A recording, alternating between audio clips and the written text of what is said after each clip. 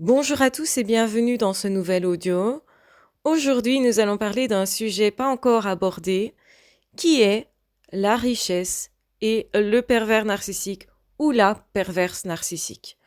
Vous aurez certainement remarqué que les pervers narcissiques adorent l'argent, adulent l'argent, veulent justement de tout ce qui est apparence et c'est pour ça qu'ils adorent l'argent. Ils essayent même d'en voler, peut-être même avez-vous été victime de ça. Ce qui est très important de comprendre, c'est que les pervers narcissiques ne peuvent pas développer ce qu'on appelle un chemin intérieur de richesse intérieure. Pourtant, les personnes qui, justement, commencent à avoir de l'argent développent une forme d'intelligence qui leur permet d'acquérir justement une certaine richesse extérieure, mais qui souvent va de pair avec quelque chose d'intérieur, avec un chemin intérieur. Effectivement, on le sait tous, l'argent pour l'argent, ça n'a rien d'intéressant, ça ne remplit pas. Mais les pervers narcissiques, eux, n'ont pas conscience de ça et c'est pour ça qu'ils vont courir derrière ça. Ils ont toujours l'illusion que ça va les réparer, que ça va faire en sorte que justement, en fait, ils vont pouvoir faire semblant encore plus et donc du coup être encore plus quelqu'un. Sauf que faire semblant, ce n'est jamais être quelqu'un. Et vous devez absolument faire cette distinction-là, sinon vous aurez cette impression immense que leur vie, elle est belle et la vôtre ne l'est pas. En réalité, quand ils ont de l'argent, ils se rendent compte, justement, que ça ne remplit pas. Ils vont encore plus se sentir vides et creux. Et donc, contrairement à quelqu'un qui a des envies ou qui a justement des projets profonds, eh bien, cette personne serait remplie d'avoir de l'argent parce que ça lui donne un moyen d'échapper éventuellement à la manipulation, envie d'être libre, ce qui est tout à fait logique, voire même besoin d'être libre, besoin de se mettre à l'abri. Donc vous, avec de l'argent, ça changerait votre vie, ça changerait votre bien-être. Vous pourriez en faire quelque chose de constructif. Mais pour en faire quelque chose de constructif, il faut soi-même être construit à l'intérieur et finalement avoir déjà une richesse intérieure. Ce que n'ont pas les pervers narcissiques. Donc eux, quand ils ont de l'argent, ils se rendent compte que malgré ça, ils ne sont toujours pas satisfaits. Et donc ça veut dire qu'ils sont encore plus frustrés. Donc le fait d'avoir de l'argent chez eux, et souvent ils ne l'ont pas acquis par eux-mêmes, par des efforts, parce qu'il ne faut pas d'efforts, parce que les efforts demandent une remise en question, demandent justement de travailler sur soi. Et c'est bien ce dont ils sont incapables de travailler sur eux.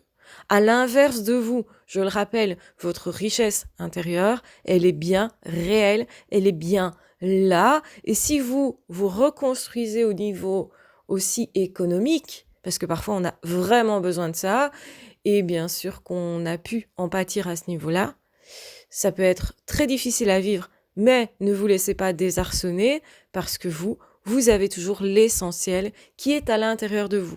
Et donc, ça veut dire que vous, si vous améliorez votre situation financière, ça vous demandera des efforts, certes, un travail sur vous profond, certes, donc ça vous demandera du temps, certes, mais ce sera quelque chose qui va vraiment vous rendre fier de vous, vous remplir et justement, possiblement, changer votre vie. Parce que ça vous rend riche à l'intérieur. La richesse acquise à l'extérieur peut vous rendre riche à l'intérieur. C'est très important de comprendre ça parce que justement, quand on est dans une situation où on n'a plus à échapper à quelque chose, où on est en sécurité, mais on a un peu plus que ce dont on a besoin, à ce moment-là, du coup, on peut réaliser des rêves, des projets. On peut utiliser cet argent-là pour quelque chose de profondément humain, de quelque chose qui a un rapport avec nos valeurs.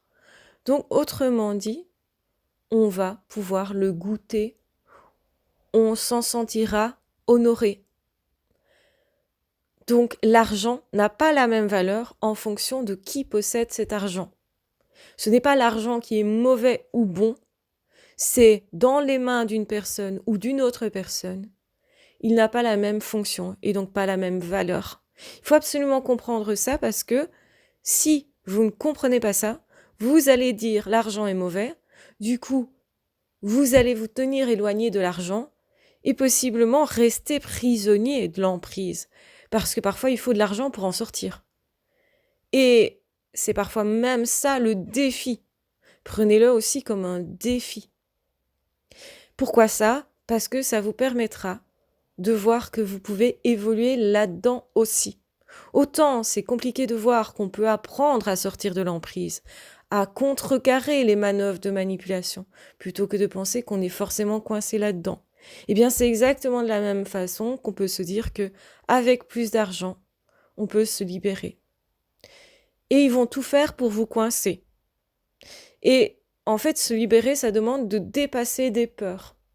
Et souvent, comme ils détectent nos peurs au début, ils jouent exactement juste à ce niveau-là, malheureusement pour nous.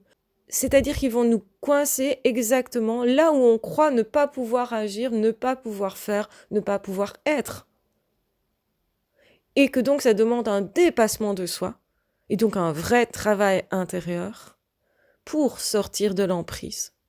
Et c'est pour ça que vous allez vous épanouir si vous sortez de l'emprise, parce que c'est une bataille gagnée sur vous-même qui vous prouve que vous êtes capable de quelque chose que vous n'avez jamais pensé être capable.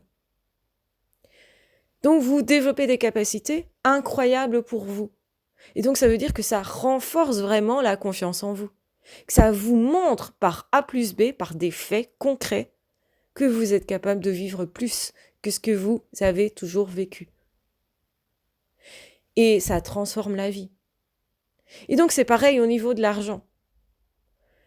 Vous allez certainement vous dire que l'autre, pour lui, c'est facile, que l'autre a peut-être de l'argent parce qu'il l'a volé. Sauf qu'en fait, intérieurement, ça ne résonne pas pareil pour eux que pour vous. Vous ne feriez pas la même chose de la même somme d'argent qu'un pervers narcissique. Déjà, le pervers narcissique ou la perverse narcissique, il lui en faut beaucoup parce qu'ils dépensent très facilement. Pourquoi ils font ça? Pour essayer de compenser un manque intérieur.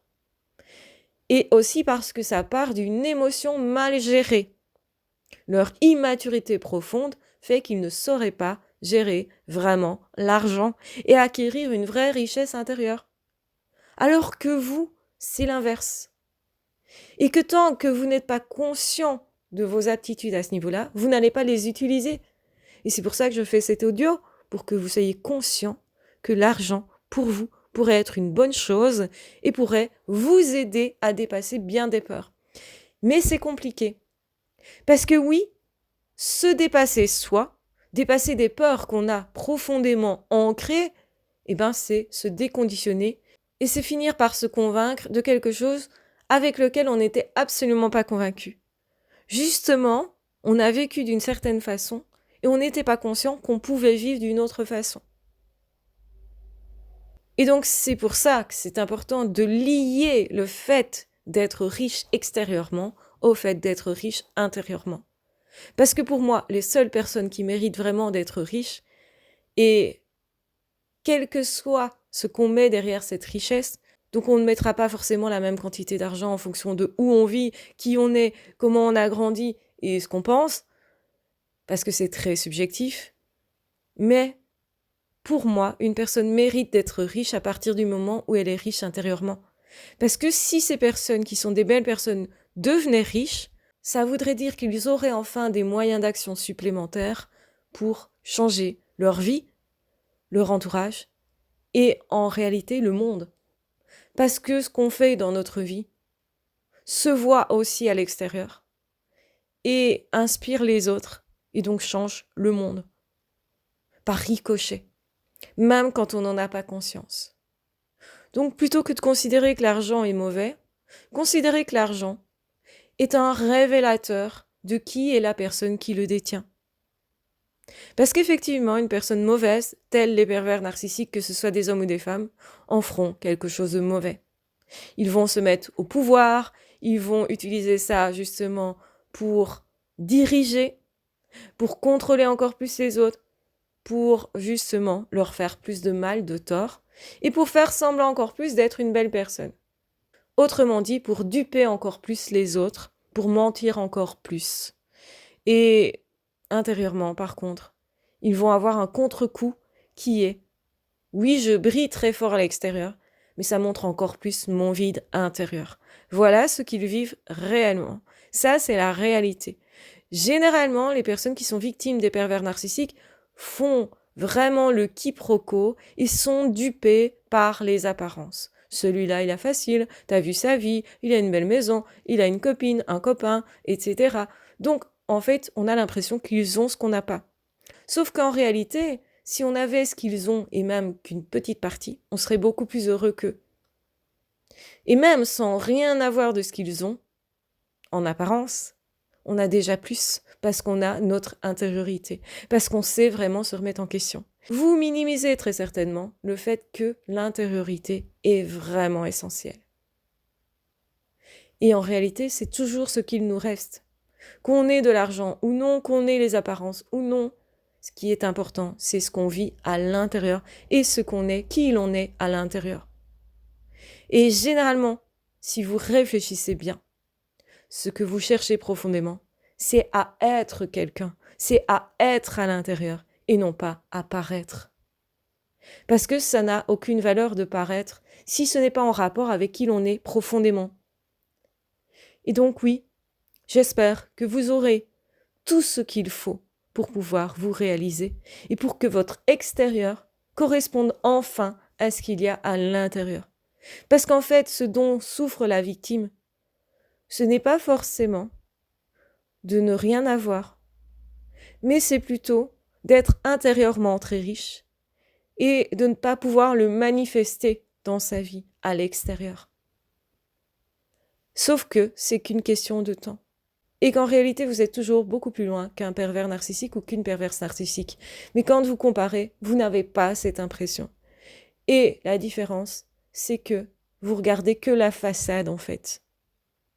Et en réalité, même si chez le pervers narcissique ou la perverse narcissique, la façade a l'air tellement splendide, derrière, il n'y a aucune fondation. Alors que chez vous, vous avez des fondations. Même si elles sont encore en construction, elles sont là. Et vous êtes toujours plus loin qu'eux. Et vous vous reconstruirez. Parce que vous négligez et vous n'avez pas conscience de la force qui est en vous. Et vous pouvez vous relever aussi financièrement. Parce que oui, la malchance existe, vous l'avez connue avec les pervers narcissiques, mais la chance, elle existe aussi. Et elle est saisissable pour toute personne qui est prête à dépasser ses peurs, à dépasser ses blocages, à dépasser ses limites. Et oui, changer de vie, changer de conditions, changer soi, ça demande de saisir des opportunités qui vont de pair avec le fait d'avoir peur, mais d'y aller quand même. Je répète, ça va de pair avec le fait d'avoir peur, mais d'y aller quand même. Jamais vous n'avez évolué dans un domaine sans que ces deux choses soient réunies. La peur d'y aller et le dépassement de cette peur. Donc, parfois ce sont des petites peurs, pas des si grosses que ça. Mais vous avez certainement oublié combien vous aviez peur la première fois que vous avez été en vélo, par exemple. La première fois que vous avez marché. La première fois que vous avez demandé à quelqu'un pour sortir avec parce que vous étiez amoureux. La première fois que vous avez fait quelque chose était toujours un instant de peur, mais lié aussi à un dépassement de cette peur. La peur n'empêche pas d'y arriver. Le doute n'empêche pas d'y arriver. Même si les pervers narcissiques vous font douter et ont ancré le doute en vous ou la peur en vous, ça ne vous empêche pas d'y arriver. Et c'est pourquoi vous devez tout faire pour ne pas éviter vos peurs. Les pervers narcissiques savent que ce qui bloque la plupart des êtres humains, ce sont leurs peurs. Et c'est pour ça qu'ils ont tout fait pour vous faire peur. Pour vous faire peur des relations, pour vous faire peur de trouver un nouveau boulot, pour vous faire peur de déménager, pour vous faire peur d'être vous, pour vous faire peur dans tout ce qui est possible. Ne vous laissez pas enfermer par la peur. Ce n'est pas tellement finalement le pervers narcissique ou la perverse narcissique qui est votre ennemi. En réalité, votre ennemi, il est plus à l'intérieur et il est plutôt lié à vos peurs. Bien sûr qu'il ne faut pas fréquenter des pervers narcissiques parce qu'ils attisent vos peurs, parce qu'ils jouent avec vos doutes, parce qu'ils jouent avec votre manque de confiance en vous. Si vous voulez aller plus loin, j'ai des formations qui vous permettent de vous dépasser encore plus, de comprendre tout ça, d'affronter vos peurs et justement de comprendre aussi ce dans quoi vous avez été et comment fonctionnent les pervers narcissiques.